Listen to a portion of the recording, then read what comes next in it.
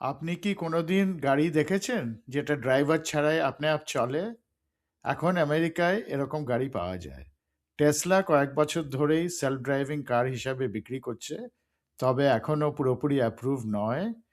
তবে ওয়েমো বলে একটা কোম্পানি, যেটা গুগলের আন্ডারে একটা কোম্পানি, তারা সেলফ ড্রাইভিং ড্রাইভারলেস ট্যাক্সি অনেকদিন ধরেই চালাচ্ছে। প্রথমে সান ফ্রান্সিসকো, তারপরে ফিনিক্স, এখন আমাদের লস অ্যাঞ্জেলেসে 2024 সাল থেকে ওয়েমো ট্যাক্সিগুলো চলে। আমি প্রায় দেখি।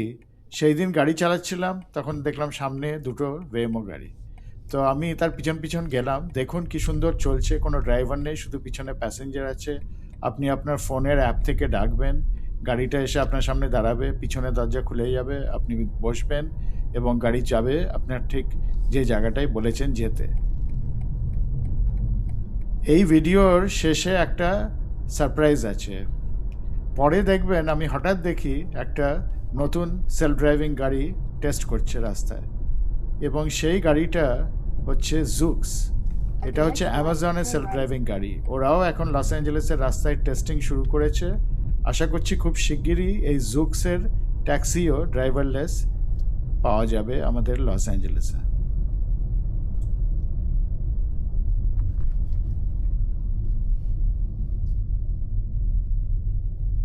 At the light, turn right onto East Arborvitae Street.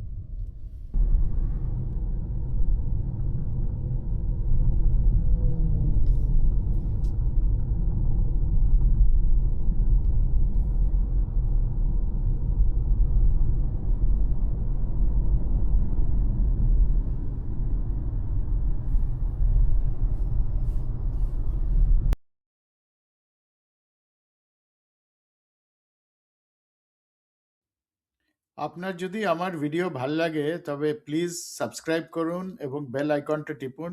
আমি অনেক নতুন নতুন ভিডিও নিয়ে আসছি।